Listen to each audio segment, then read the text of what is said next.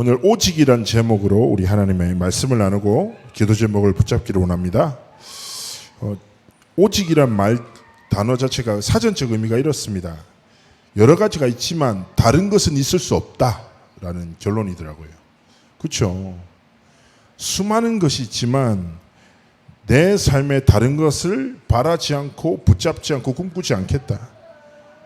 오직 하나님의 것을 붙잡고 믿고 하나님의 것에 집중하며 살아가겠다라는 믿음의 결단이죠. 그러합니다. 우리의 삶에도 살아가다 보면 참 많은 것들이 있죠. 그러나 자칫해 버리면 세상에 있는 여러 가지에 빠져 하나님의 것을 놓치게 된다. 그러면 사실상 모든 것을 잃어버린 것 같습니다. 그래서 우리의 삶에 다른 것이 아니라 오늘 밤에 영적인 힘을 회복해야 합니다. 어떤 힘입니까? 하나님의 것으로 오직 할 수 있는 힘. 내 의지나 노력이 아니라 하나님이 약속하신 성령의 힘으로 말미암아 성삼위 하나님의 전능하심으로 말미암아 하나님의 것에 집중할 수 있는 힘을 우리가 회복하는 밤이 되도록 기도하기 원하시는 것이죠. 잘 아시는 대로 사단은 모든 것은 수단입니다. 상처도 수단이요. 그리고 성공도 수단입니다. 갈등도 수단이에요. 인간관계의 위기도 수단이에요. 목적은 무엇입니까? 결국 하나님의 것과 분리시키는 겁니다. 하나님의 것을 믿지 못하도록 만듭니다. 모든 것을 믿지만 하나님의 것만 믿지 못하도록 계속 속여요. 그래서 사단은 수만 가지를 통해 한 가지를 뺏어갑니다. 뭐요? 하나님의 것만 빼고 다 믿으라는 거예요. 제가 늘 말씀드리죠. 창세기 3장에 사단은 뭐 했습니까? 마음속에 불신앙만 심었어요. 그런데 그 결과가 뭐예요? 생각해 보세요. 뱀이 선악과를 따서 먹였습니까? 아니에요. 한 거는 뭐예요? 마음에 불신앙이라는 물음표를 딱 준 거예요. 말씀에 대한 불신앙에 사로잡히면 사람은 결국 불순종을 선택하고 살아갈 수밖에 없어요. 지금도 마찬가지라니까요. 사단은 수만 가지를 통해 모든 것을 통해서 하나님의 것을 붙잡지 못하도록 모든 시스템을 만드는 거예요. 그래서 우리가 오늘 이 밤에 하나님 오직 할 수 있는 오직 하나님의 것을 붙잡고 하나님의 것에 사로잡혀 하나님이 주신 힘을 나의 힘으로 삼고 하나님이 주신 진리를 내 인생의 결론으로 붙잡고 하나님 앞에 살아가기 원합니다. 사단이 펼쳐놓은 수만 가지를 붙잡고 살아가는 인생이 아니라 하나님이 주신 오직의 것을 붙잡고 살아가기 원합니다. 축복해달라고 기도해야 합니다. 이 사실을 깨달을 때 하나님 우리에게 깨닫게 하시는 게 있죠. 어제 그 성수동에 갔습니다. 성수동에 카페 유명한 데 갔는데 거기서 그 몇 명 우리 교회 청년 몇 나연이 뭐 이렇게 해서 햄버거를 사 먹였어요. 다음에 또 갈 겁니다. 이번 햄버거 회동에 빠진 분들 상처받지 마십시오. 또 갈 거예요. 우리 장로님들 햄버거 좋아하십니까? 예, 같이 가겠습니다. 진짜 맛있어요. 랩런트 가는 가게거든요. 너무 맛있어. 목사님 햄버거 좋아하시면 또 한번 우리 같이 다음에는 이제 그 우리 실버 햄버거 회동해 가지고 예, 나이 드신 분들 모시고 한번 햄버거 먹으러 가겠습니다. 갔는데 그 햄버거 집 바로 맞은편에 우리 백성영 청년 대학 선배이지만 동생 여자 연기하는 친구가 운영하는 카페가 있어요. 목사님 온 김에 거기 잠시 있다 가자 해서 갔는데 그 성수동이 진짜 그 요즘에 젊은 애들한테 엄청 유명한 곳이거든요. 그래서 임대료가 엄청 비싼데 29살짜리가 3층짜리 카페 레스토랑의 사장인 거예요. 그래서 들어갔는데 너무 이뻐요 가게가. 야, 그래서 3층에 프라이빗한 데 딱 가서 앉아 있는데 그래서 가게도 너무 이쁘고 해서 성령이랑 야 29살짜리가 성공했네. 이만한 가게를 운영할 정도면 대단하다. 왜 이렇게 저렇게 얘기하고 있었다가 걔가 딱 들어왔어요. 근데 성희가 얘기를 했거든요 저한테. 되게 신실한 친구라고 믿음 있는 친구라는 거예요. 그래서 제가 이렇게 얘기했어요. 처음 만났을 때 목사님이랑 인사하더라고요. 그래서 반가워요. 카페가 진짜 예쁘네요. 근데 걔가 저한테 충격적인 답변을 했습니다. 뭐라고 했냐면 저는 청지기일 뿐입니다. 하나님의 것입니다. 온몸에 소름이 돋았어요. 야, 29살짜리가 제가 보통 이렇게 얘기하잖아요. 아유 너무 이쁘네요. 그러면 아유 뭐 하나님 주신 은혜죠. 이 정도 표현하잖아요. 믿음이 있어도. 근데 얘가 저한테 다 청직일 뿐이라는 거예요. 야, 나는 그때부터 얘 뒤에서 후광이 막 이렇게 야, 이거 하나님 기뻐하시는 친구. 그러면서 연기도 하고 이렇게 저렇게 도전한다는데, 자, 하나님의 것에 집중하는 비밀을 오직의 답을 가진 사람은 깨닫게 되는 그 다음 단계가 뭔지 아십니까?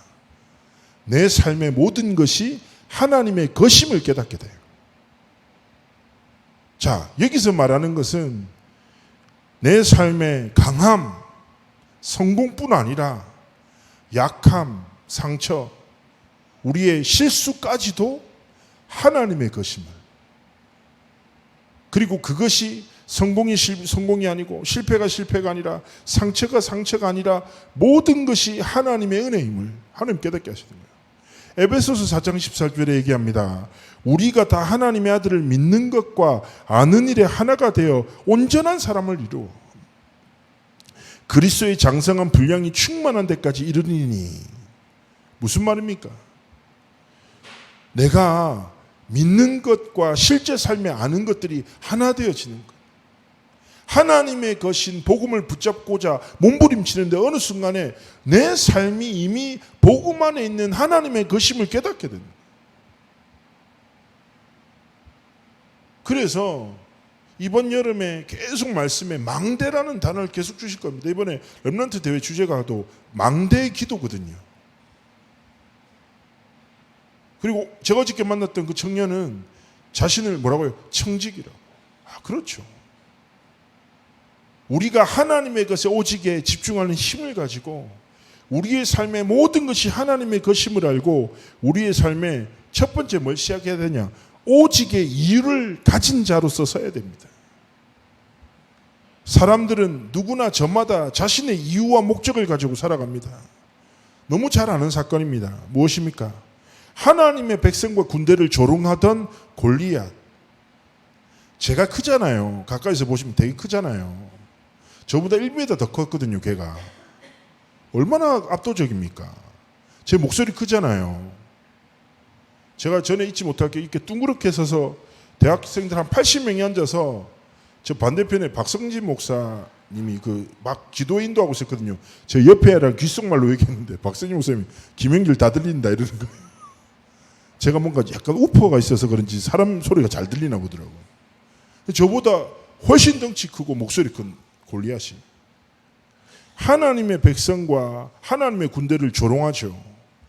그런데 그 압도적인 모습 앞에 뭐예요? 하나님의 백성들이 두려워서 아무것도 하지 못하고 무너져 있을 그때 렘넌트 다윗이 나섭니다. 그리고 형들에게 내가 나가겠다 하죠. 너무 잘 아실 겁니다. 형들은 네가 평상시부터 교만했다고 어디 나서려고 하냐 할 때 다윗의 고백이 뭐였습니까? 내게 어떻게 이유가 없겠습니까? 하나님을 믿지 않는 저 이방인이 하나님의 백성을 조롱하는 것을 내가 어떻게 참고 있을 수 있냐? 그러면서 고백을 했습니다. 뭐라고 했습니까? 골리앗에게 너는 칼과 창과 단창으로 내게 나아오니야. 나는 뭐요? 만군의 여호와 이름으로 내게 나간다. 자, 이 고백을 우리가 너무 잘 아시잖아요. 과연 우린 질문해야 됩니다. 다윗이 이때만 이 이유를 붙잡았겠습니까? 아니면 이때만 만군의 여호와 이름으로 살았겠습니까? 아닙니다.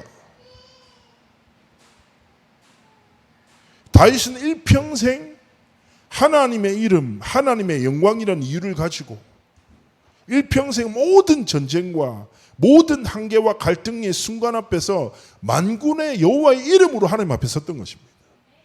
그것이 뭐예요? 오직의 이유를 가진 자입니다. 흔들리지 않고 무너지지 않는 하나님의 이유를 가지고 하나님 앞에서 에베소서 2장 10절 말씀처럼 그리스도 예수 안에서 선한 일을 위하여 나를 지으셨구나. 하나님의 이유를 가지고 하나님 나를 만드셨구나. 그래서 우리의 일평생이 뭐예요? 하나님의 정말 이유를 가지고 하나님의 영광을 위해서 살아가는 삶을 살아갈 때 두 번째 무엇입니까? 오직의 결론을 우리의 삶의 결론으로 가지게 됩니다. 잘 아실 것입니다. 결론을 아는 자는 과정에 흔들리지 않는다. 자, 신학의 틀 중에 가장 중요한 것이 무엇일까요? 두 단어를 얘기합니다. 신학은요, 전 세계 교회의 역사와 성경의 역사를 두 가지 관점으로 봐요. 첫 번째가 구속사와 두 번째가 하나님의 나라의 완성이에요. 신학적으로 가장 중요한 줄기거든요. 구속사가 무엇입니까? 성삼위 하나님이 이루어 나가시는 구원의 역사예요.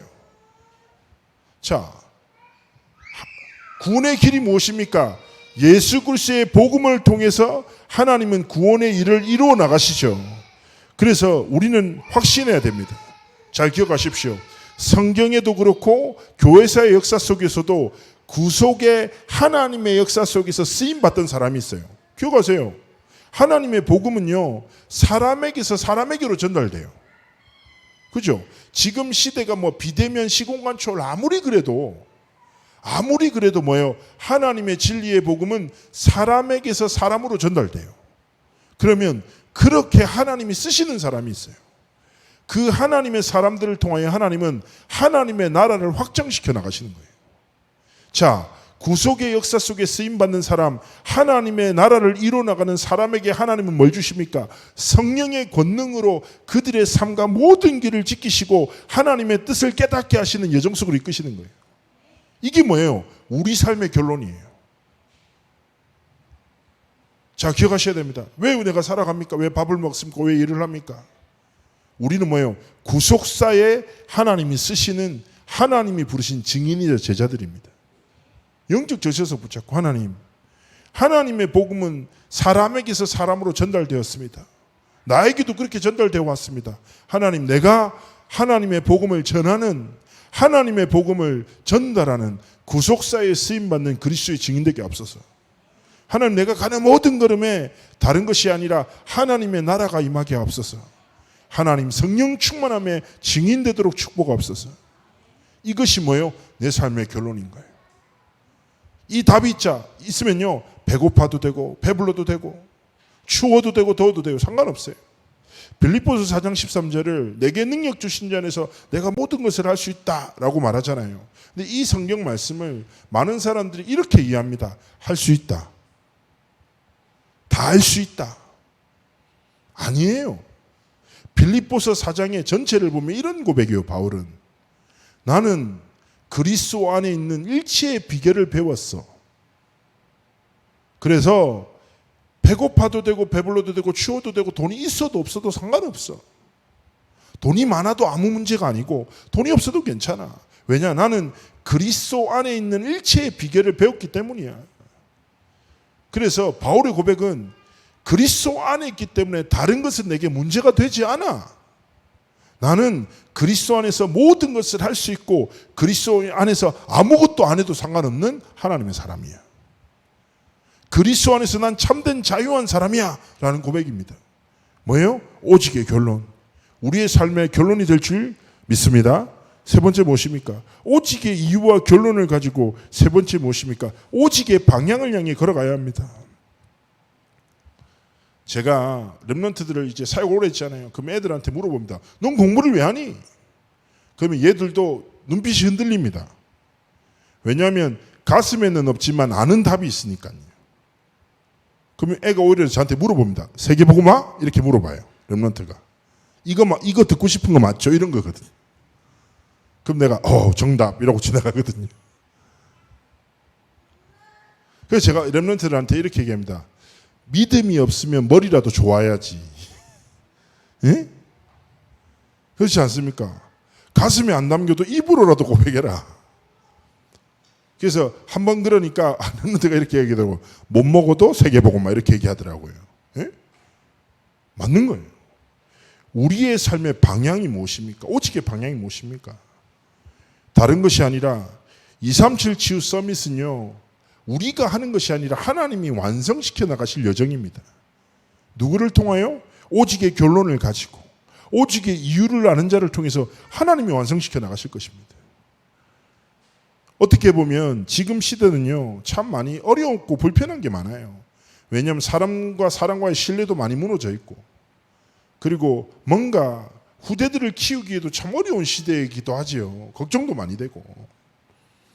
그리고 점점 영적인 문제 있는 정신병 시대, 중독 시대. 그리고 잘 아신데도 마약도 우리나라에 상당 부분 침투해서요. 많은 갈등을 주고 있습니다.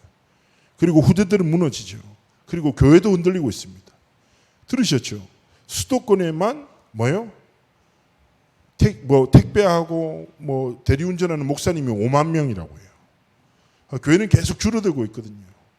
근데 이것보다 되게 심각한 것 중에 하나가 전 세계 선교사들의 연령이 고령화되고 있습니다. 다음 세대가 없어져 버리는 거죠. 지금 시대도 마찬가지고요. 자, 그럼 어떤 사람은 이렇게 얘기합니다. 너무 어둡지 않습니까? 어두운 시대를 만나고 있습니다. 어둠이 가득합니다. 라고 얘기합니다. 근데 우리가 기억할 것이 있습니다. 어두우면 어두울수록 빛은 뭐예요? 선명하게 빛난다. 그러면 중요한 것은 무엇입니까? 어떻게 보면 우리 교회가, 창대교회가 교회가 무너지고 어두운 시대에 참된 교회가 무엇인지 증언하는 교회가 되고, 하나님 없다는 시대 속에 하나님의 진짜 살아계심을 나타내고 증언하는 오직의 이유와 오직의 결론을 가진 그런 삶과 길을 걸어 우리의 삶과 도전과 헌신을 통해 하나님의 살아계심이 우리와 관련된 모든 현장에 나타나고, 우리는 살아가는데 치유의 응답이, 우리는 하나님 앞에서 삶을 지켜나가는데 후대들이 서밋으로 일어나는 축복이, 우리는 하나님 앞에서 꿈꾸면서 걸어가는데 하나님이 237의 문을 여시고 우리의 삶과 여정을 사용하시는 그 축복이, 하나님이 성취하시고 나타내시는 여정 속에 우리의 삶이 있기를 하나님이 원하시는 것입니다. 그래서 오늘 말씀 속에서 그렇구나, 하나님의 오직 속으로 들어가야 되겠구나. 오직의 이유를 가진 자요, 오직의 결론 난 자요, 오직의 방향을 향하여 걸어가는 자로 237 치유 서밋이라는 하나님의 성취의 역사 앞에서 쓰임받는 그런 삶과 길을 하나님 걸어가시기 원하시는 것이죠. 모세의 지팡이를 잘 아실 겁니다. 모세의 지팡이. 자, 지팡이는요, 뭔가 대단한 게 아니에요. 그 시대를 살아가는 사람들에게 필수템이에요. 왜냐하면 계속 걸어 다녀야 되니까. 그리고 위험한 요소들이 있으니까 뭐예요? 누구나 자기 몸에 맞는 지팡이를 들고 다녀요. 특별한 게 아니라니까요. 누구에게나 있는 거예요. 근데 중요한 건 뭐예요? 누가 들었냐는 거예요. 그것을 든 사람이 어떤 길을 걸어갔냐고요.